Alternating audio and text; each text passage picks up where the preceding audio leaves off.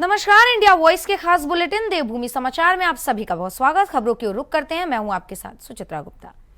आपको बड़ी खबर दे देते हैं पहले कि सरकार के 3 साल का कार्यकाल पूरे होने के मौके पर प्रदेश भर में कार्यक्रमों का आयोजन किया जा रहा है। इसी कड़ी में सीएम धामी आज उधम सिंह नगर के रुद्रपुर पहुंचे और इस दौरान सीएम धामी ने वहां रोड शो किया, जहां भारी संख्या में कार्यकर्ता मौजूद रहे और लोगों में सीएम के आने से खासा उत्साह भी देखा गया। तो सीएम धामी उधम सिंह नगर पहुंचे हुए हैं। रुद्रपुर में सीएम धामी के कई कार्यक्रम, आप सीएम धामी को लाइव देख सकते हैं। सीएम धामी रुद्रपुर पहुंचे हैं और वहां कार्यक्रम में शामिल हुए हैं। वहीं कई उत्पादों का निरीक्षण करते हुए आप सीएम धामी को देख सकते हैं। पहले सीएम धामी रुद्रपुर पहुंचे, वहां उन्होंने रोड शो किया और उसके बाद कार्यक्रम में शामिल होने के लिए सीएम कार्यक्रम स्थल पर पहुंचे, जहां आप देख सकते हैं किस तरीके से सुरक्षा व्यवस्था कड़ी कर दी गई है। चप्पे चप्पे पर पुलिस की निगरानी है, तैनाती है और कई स्टॉल्स लगाए गए हैं उत्तराखंड के उत्पादों को लेकर, जिसका निरीक्षण करते हुए सीएम धामी नजर आ रहे हैं।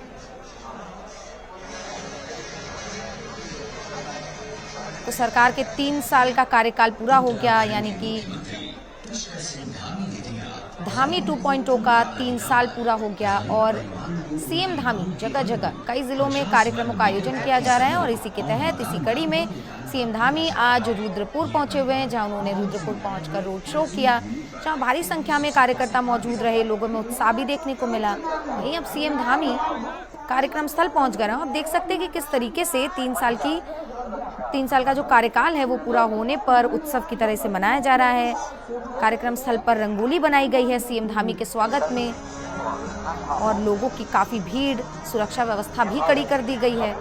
तो कार्यक्रम स्थल से आपको सीधी तस्वीर इंडिया वॉइस दिखा रहा है, जहां किस तरीके से सीएम धामी के पहुंचने पर ये तमाम तैयारियां की गई हैं। भारी संख्या में वहां पर लोग पहुंचे हुए हैं और चप्पे चप्पे पर पुलिस की तैनाती, ड्रोन कैमरों से भी नजर रखी जा रही है सुरक्षा की व्यवस्था को लेकर।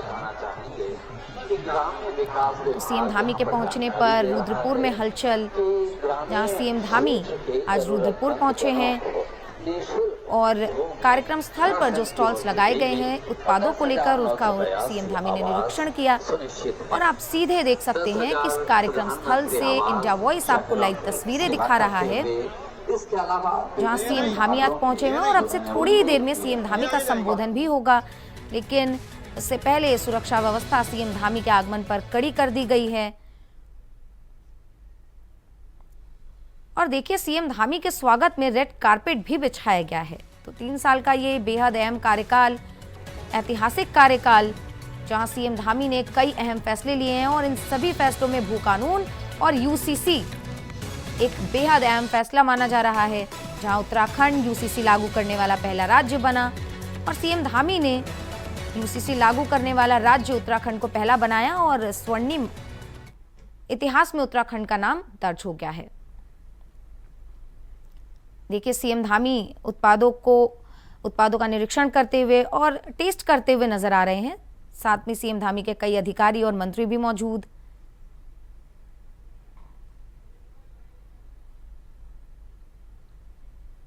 तो ये सीधी तस्वीरें आप रुद्रपुर से देख रहे हैं, जहां सीएम धामी पहुंचे हुए हैं। 3 साल का कार्यकाल सीएम धामी का पूरा हो गया है और सीएम धामी को तोहफे भी दिए जा रहे हैं, उनका अभिवादन किया जा रहा है। और सीएम धामी हमारे प्रखर नेता भाजपुर के भारतीय जनता पार्टी के प्रत्याशी रहे भाई राजेश कुमार जी, श्री उपेंद्र चौधरी जी और मंच पर आसीन, अब मैं सबको जानता हूँ। अब मैं कि अर्जुन जी, अगर मैं नाम लूंगा तो बहुत लंबा हो जाएगा। सुरेश जी, हमारे विवेक सक्सेना जी, संजीव सिंह जी, ये पर्चा भी ठीक से बनाया नहीं है। इससे अच्छा तो मैं पीछे देखकर बोलता तो अच्छा होता। तो सभी हमारे मंच पर आसीन हमारे सभी पदाधिकारीगण, सभी नेतागण और हमारे कमिश्नर कुमाऊं और सचिव श्री दीपक रावत जी, जिला अधिकारी श्री नितिन भदौरिया जी और यहाँ के पुलिस विभाग के वरिष्ठ पुलिस अधीक्षक श्री मणिकांत मिश्रा जी, हमारे सभी मंच पर आसीन हमारे सीडीओ श्री मनीष जी और उनकी पूरी टीम, जिन्होंने आज शानदार बहुत सारे यहाँ पर प्रदर्शनी लगवाई है, बहुत सारे कार्यक्रम यहाँ पर आयोजित किए हैं। उस मंच पर बैठे हुए हमारे सभी नवनिर्वाचित सभासदगण, जिनको भाई विकास शर्मा के साथ साथ इनको भी जनता ने अपना आशीर्वाद देकर पार्षद चुना है सबको, और बड़ी संख्या में जनपद के विभिन्न स्थानों से आई हुई हमारी माताएं, बहनें, सभी मेरे बड़े बुजुर्ग और मेरे सभी नौजवान युवा साथियों और मीडिया के हमारे मित्र, अभी अल्मोड़ा में 2 दिन पहले मैं 3 साल पूरे होने के उपलक्ष्य में गया था।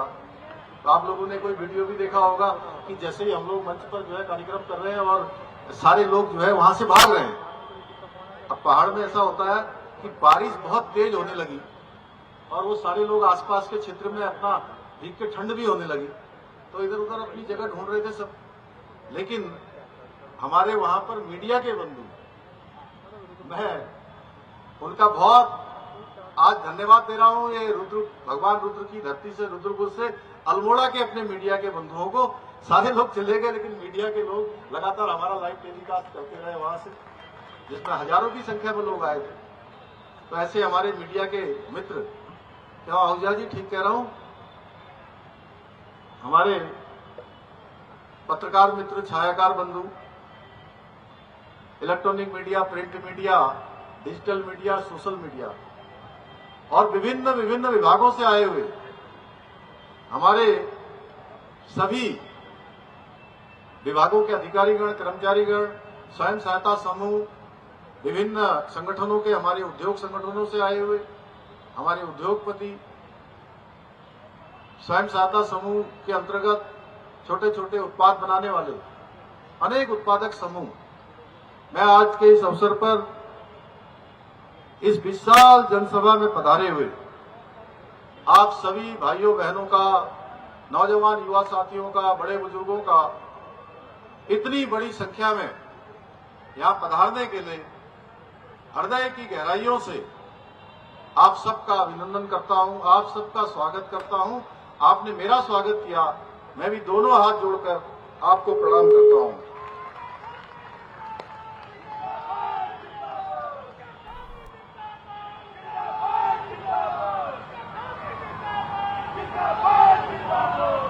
इसके साथ ही आज के इस अवसर पर मैं उत्तराखंड राज्य स्थापना के लिए अपना सर्वस्व निछावर करने वाले अमर बलिदानियों तथा समस्त आंदोलनकारियों को भी कोटि कोटि नमन करता हूं। भाइयों बहनों, आप सभी को आज इतनी बड़ी संख्या में यहां उपस्थित देखकर मुझे ऐसा प्रतीत हो रहा है जैसे मेरे ऊपर आशीर्वाद की वर्षा हो रही है। आप सभी के चेहरों पर दिख रहा है उत्साह का ये माहौल, ये संदेश दे रहा है कि 3 वर्ष पूर्व जिस विश्वास के साथ आपने हमें राज्य की जिम्मेदारी सौंपी, आपके उस विश्वास पर हमारी सरकार खरा उतर रही है। भाइयों बहन, तो धामी सरकार के 3 साल पूरे हो गए हैं, इसलिए सीएम धामी आज उसी कड़ी में रुद्रपुर पहुंचे और वहां उन्होंने लोगों को संबोधित किया और जनता को तमाम अहम उपलब्धियों की जानकारी भी दी। इसी के साथ खबरों में आगे बढ़ते हुए आपको बताते हैं कि सीएम धामी आज एसडीजे अवार्ड समारोह में शामिल हुए और साथ ही आपको बता दें कई को उन्होंने सम्मानित भी किया। इस दौरान सीएम धामी ने क्या कुछ कहा है वो भी आपको सुनवा देते हैं।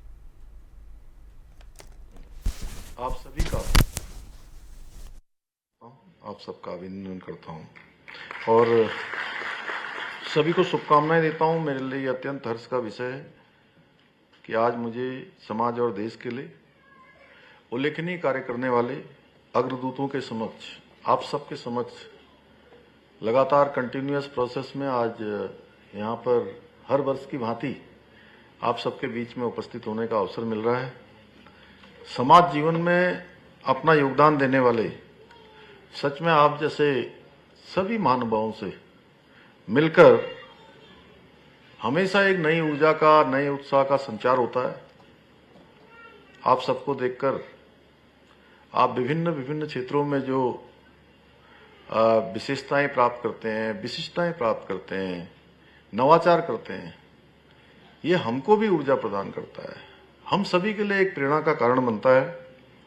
भाइयों बहनों, हम इस वर्ष इस प्रतिष्ठित सम्मान से 3 व्यक्तियों को, 9 संस्थाओं को और 4 औद्योगिक प्रतिष्ठानों को हमने यहाँ पर सम्मानित किया है, जिन्होंने अपने अपने क्षेत्र में अनुकरणीय कार्य करते हुए अपने समर्पण, नवाचार और परिश्रम के द्वारा समाज में सकारात्मक बदलाव लाने का उदाहरण प्रस्तुत किया है। आप सभी ने सिद्ध किया है कि समाज और प्रकृति के बीच संतुलन बनाकर विकास को टिकाऊ बनाया जा सकता है। इकोलॉजी और इकोनॉमी दोनों में बैलेंस बनाते हुए विकास का मॉडल हमारे राज्य के लिए क्या हो, उस पर आप सब लोगों ने बहुत शानदार काम किया है। मुझे गर्व है कि हमारे राज्य के युवा, किसान, उद्यमी, पर्यावरणविद, शिक्षक और समाज सेवी सतत विकास के लक्ष्यों को प्राप्त करने में अपनी बहुत अहम भूमिका निभा रहे हैं। बीते 3 वर्षों में हमारी सरकार ने 60 स्वयंसेवी संस्थाओं, व्यक्तियों और CSR के क्षेत्र में उत्कृष्ट कार्य करने वाले SDG एस्टीवर्स पुरस्कार से सम्मानित किया है। और निसंदेह जो सम्मानित होने वाले महानुभाव हैं वो हमारे राज्य के लिए ब्रांड एम्बेसडर हैं, क्योंकि उनसे अन्य लोग भी प्रेरणा लेते हैं। उनके द्वारा जो काम किए जाते हैं वो समाज के लिए भी एक मार्गदर्शन का काम करते हैं। कहीं ना कहीं उनको एक पाथे देने का काम, यानी रास्ता देने का काम उनके माध्यम से होता है। इसलिए आप सभी का योगदान न केवल उत्तराखंड के लिए बल्कि पूरे देश के लिए एक अनुकरणीय है, अन्य लोगों के लिए भी उदाहरण है। और सच में मैं कहूं तो ये बेस्ट प्रैक्टिसेस हैं जो केवल राज्य के अंदर ही नहीं, विभिन्न राज्यों के लिए भी एक आदर्श प्रस्तुत करती हैं। तो सीएम धामी को सुना आपने, जिन्होंने एसडीजी कार्यक्रम में पहुंचकर वहां लोगों को सम्मानित किया। इसी के साथ खबरों में आगे बढ़ते हुए आपको बता दें, धामी सरकार के 3 साल पूरे होने पर कई अहम घोषणाएं जनहित में की गई हैं। उसमें सबसे बड़ी जो घोषणा थी वह है उपनल कर्मियों के नियमितीकरण को लेकर। वहीं समय समय पर उपनल कर्मी जो है वो आंदोलनरत रहे थे और उन्हें अपने भविष्य की चिंताएं सताने लगी थी।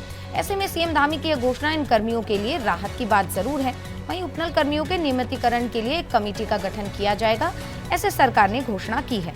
और उनके सुझाव और संस्तुति के लिए सरकार नियमितीकरण की प्रक्रिया को आगे बढ़ाएगी। वहीं भाजपा संगठन भी मुख्यमंत्री के इस फैसले को जनहित से जोड़कर एक बड़ा मुद्दा मान रहा है और ये भी मानना है कि लंबे समय से उपनल कर्मियों के इस मांग को सरकार ने गंभीरता से लेते हुए सुशासन की ओर एक और कदम बढ़ाया है। इस पूरे मामले पर बीजेपी के मीडिया प्रभारी मनवीर चौहान ने अपनी क्या प्रतिक्रिया दी है, सुनिए। हमारे प्रदेश के यशस्वी मुख्यमंत्री माननीय पुष्कर सिंह धामी जी के जो 3 साल का कार्यकाल पूरा हुआ है, उस कार्यकाल में प्रदेश की जनता के लिए, प्रदेश के हित के लिए जो जो अच्छा कार्य हो सकता है और प्रदेश की समृद्धि, प्रदेश को विकसित राज्य बनाने की दिशा से उनके द्वारा लगातार उस दिशा में आगे वो बढ़ रहे हैं। और इसी के तहत, क्योंकि हमारे प्रदेश के कई उपनल कर्मचारी हैं जो कई वर्षों से लगातार उपनल में काम कर रहे हैं, उनके हितों के लिए आदरणीय मुख्यमंत्री जी के द्वारा जो घोषणा की गई है कि उनके नियमितीकरण के लिए एक उच्च स्तरीय समिति बनाई जाएगी, तो निश्चित रूप से ये उपनल कर्मियों के भविष्य को सुरक्षित करने के लिए आदरणीय मुख्यमंत्री की बहुत सराहनीय घोषणा है और इससे हजारों कर्मचारियों को लाभ मिलने वाला है। तो वहीं पूर्व कैबिनेट मंत्री करतार सिंह बढ़ाना ने मुख्यमंत्री पुष्कर सिंह धामी के 3 साल के कार्यकाल की सराहना करते हुए कहा है कि मुख्यमंत्री पुष्कर सिंह धामी सरल स्वभाव के व्यक्ति हैं और इनके 3 साल के कार्यकाल में उत्तराखंड में विकास का अंबार लगा हुआ है। बेंगलौर विधानसभा से 2027 में चुनाव लड़ने को लेकर पूर्व कैबिनेट मंत्री ने कहा, अगर पार्टी हाईकमान चाहेगा तो वो चुनाव जरूर लड़ेंगे। और क्या कुछ कहा है, सुनिए।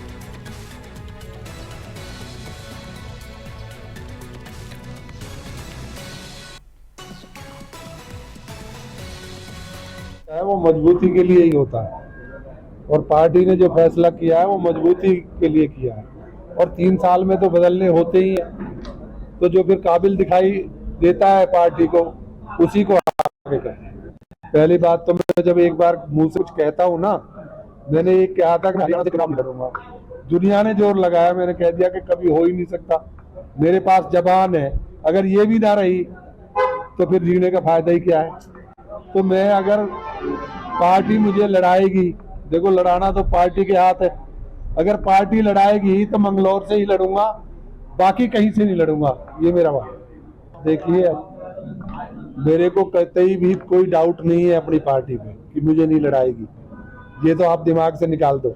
लेकिन पीछे इलेक्शन आ गया था, एक इलेक्शन और भी लड़ना था, वो लड़के आए हैं, फिर बीच में फिर प्रोग्राम करते रहे हैं, 2-4 गांवों के प्रोग्राम हो भी चुके हैं और बाकी जितने रह रहे हैं वो पूरा एक एक गांव में जाके उनका धन्यवाद दौरा होगा और जो मैंने अपनी जबान से काम कहा है वो। तो एक तरफ प्रदेश में धामी सरकार के 3 साल पूरे होने पर सेवा सुशासन दिवस मनाया जा रहा है, वहीं दूसरी तरफ कांग्रेस सत्ताधारी दल पर जुबानी हमले बोल रही है। कांग्रेस की प्रदेश प्रवक्ता गरिमा दसौनी ने कहा है कि उत्तराखंड देवभूमि जैसे शांतिप्रिय प्रदेश के हालत बद से बदतर हो गई है, चाहे हिंदू मुसलमान के बीच बढ़ती हुई दूरियां हो या फिर पहाड़ मैदान की बढ़ती खाई, हम सबके लिए जिम्मेदार है और वर्तमान राज्य सरकार इन सबके लिए वर्तमान राज्य सरकार जिम्मेदार है। इसी के साथ कांग्रेस की गरिमा दसौनी ने कहा है कि जिस सरकार का मुखिया ही जिहाद जैसे शब्द का इस्तेमाल करता हो, जिसका दिन ही मदरसे मस्जिद धूप लैंड जिहाद से शुरू होता हो, उस प्रदेश के सौहार्द का तो ये हर्ष होना ही था। उत्तराखंड देवभूमि जैसे शांतिप्रिय प्रदेश के हालात बद से बदतर हो चले हैं। हिंदू मुसलमान के बीच में जो सांप्रदायिक सौहार्द और सामाजिक ताना बाना हमारा था, उसको तितर बितर करने की कुचेष्टा तो लंबे समय से की जा रही है, लेकिन अब अचानक सोशल मीडिया पर एक बाढ़ सी आ गई है और ये बाढ़ है पहाड़ी और मैदानी की खाई को बढ़ाने वालों की। कुछ तुच्छ मानसिकता के, छोटी मानसिकता के, कुत्सित मानसिकता के लोग ये कुप्रयास कर रहे हैं कि लगातार पहाड़ी और मैदानी लोगों के बीच में खाई बढ़े। अब नौबत यहाँ तक आ गई है कि मुकदमेबाजी शुरू हो गई है आपस में, और इसकी जिम्मेदार है पूरी तरह से वर्तमान सरकार, जो ना तो अपने प्रदेश के सौहार्द को बनाए रख पाई और ना ही इस खाई को पाटने के लिए उसके कोई कारगर कदम दिखाई पड़ते हैं। जिस प्रदेश का मुखिया जिहाद जैसे शब्दों का इस्तेमाल करे, कभी थूक जिहाद, कभी लव जिहाद, कभी लैंड जिहाद, कभी धर्मांतरण कानून, कभी मदरसों पे कार्रवाई, कभी मस्जिद पे कार्रवाई, तो कभी यूसीसी की डुगडुगी और कभी पेशाब जिहाद की। तो ऐसे में हम लगातार चेताते रहे राज्य सरकार को कि जिस दिशा में आप राज्य को ले जा रहे हैं यह आत्मघाती हो सकता है और शायद चीजें आपके बूते से बाहर हो जाएं, कंट्रोल से बाहर हो जाएं। और तो सरकार के उपलब्धियों को लेकर अब कांग्रेस सरकार पर सवाल उठा रही है और इसे लेकर लगातार हमले भी बोल रही है। वहीं आपको बता दें कि उत्तराखंड सरकार में इस समय कैबिनेट में 5 पद खाली हैं और राज्य में कुल 12 मंत्री बनाए जा सकते हैं, ऐसे कयास लगाए जा रहे हैं, लेकिन वर्तमान में केवल 7 मंत्री ही कार्यरत हैं। इस लिस्ट में बीजेपी के वरिष्ठ विधायक और पूर्व कैबिनेट मंत्री खजानदास का नाम भी शामिल होता हुआ दिखाई दे रहा है और कयास लगाया जा रहा है कि खजानदास को मंत्री बनाया जा सकता है। तो वहीं बीजेपी के वरिष्ठ विधायक खजानदास ने इस पूरे मामले पर कहा कि वर्तमान में मंत्रिमंडल के विस्तार की चर्चाओं में मेरे नाम की भी चर्चा है और ऐसा अगर पार्टी नेतृत्व उन्हें कोई जिम्मेदारी देती है तो वो बखूबी उसका पालन करेंगे।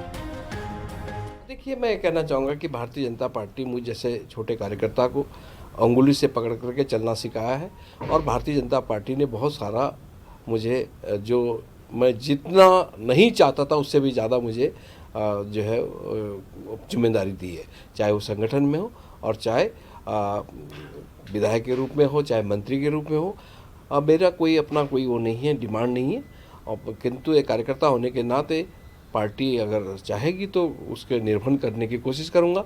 बाकी ऐसा कुछ नहीं, मेरी अपनी तरफ से कोई भी किसी प्रकार की कोई डिमांड नहीं है। देखिए, मैंने कहा है ना कि पहले भी जिम्मेदारियों का निर्वहन किया है और आगे भी अगर मिलती है तो ठीक है, नहीं भी मिलती तो ठीक, मुझे कोई वैसी कोई वो नहीं है, क्योंकि पार्टी ने मुझे बहुत कुछ दिया है इसलिए मेरा कोई ऐसा नहीं है, पार्टी का एहसान मेरे ऊपर बहुत है, मैं कभी उस एहसान को उतार नहीं सकता और आज तक भी जिम्मेदारी मिली। वहीं उत्तराखंड कांग्रेस संगठन में परिवर्तन की खबरों के बीच कांग्रेस प्रदेश अध्यक्ष करण माहारा ने कहा है कि प्रदेश संगठन में किसी भी प्रकार का कोई बदलाव नहीं होने की संभावना है। साथ ही ये भी कहा कि पार्टी नेतृत्व सभी चीजों का संज्ञान ले रहा है और राज्य में संगठन को कैसे मजबूत करना है उसे लेकर दिशा निर्देश भी दिए गए। आपको ये भी बता दें कि कांग्रेस प्रदेश अध्यक्ष करण माहारा का कार्यकाल जल्द ही पूरा होने वाला है। ऐसे में उनके बदलने की संभावनाएं लगातार बढ़ रही हैं। इसे लेकर अब कांग्रेस अध्यक्ष ने क्या प्रतिक्रिया दी है वो भी आपको सुनवाते हैं। देखिए, मैं इस विषय में कुछ कहना नहीं चाहता, ये हाईकमान का फैसला होना है और मैं जहाँ लगाया जाएगा वहाँ काम करने वाला व्यक्ति हूँ। शुरू से मैंने यही किया है और डिलीवर करता हूँ अपने काम को। और कांग्रेस में कोई भी चीज़ होगी तो मेरे को लगता है, मुझे पता है, मुझे संज्ञान में लिया जाएगा, पर अभी इस तरीके की कोई बात मुझे दिखाई नहीं देती। तो वहीं प्रधानमंत्री नरेंद्र मोदी के आह्वान पर उत्तराखंड सरकार ने काम शुरू कर दिया है। इसके तहत उत्तराखंड राज्य की संस्कृति के प्रचार प्रसार और 12मासी पर्यटन को बढ़ावा देने के लिए राज्य सरकार ने उत्तराखंड कंटेंट क्रिएटर्स प्रतियोगिता 2025 का आयोजन किया है। इस पूरे मामले पर सूचना महानिदेशक बंशीधर तिवारी ने बताया कि मुख्यमंत्री के निर्देशानुसार सोशल मीडिया कंटेंट क्रिएटर्स को आमंत्रित किए जाने के लिए उत्तराखंड फिल्म विकास परिषद द्वारा कंटेंट क्रिएटर्स प्रतियोगिता का आयोजन किया गया है। इसके तहत 8 विषयों के तहत 2 श्रेणी रखी गई है, जिसमें 1 मिनट की रील और 5 मिनट की शॉर्ट फिल्म को शामिल किया गया है। वहीं प्रत्येक श्रेणी में चयनित बेस्ट फिल्म को 5-5 लाख रुपए का पुरस्कार भी दिया जाएगा। वहीं बता दें आपको कि 1 अप्रैल से इसके लिए आवेदन शुरू हो जाएंगे और 23 अप्रैल तक आवेदन की अंतिम तारीख होने वाली है।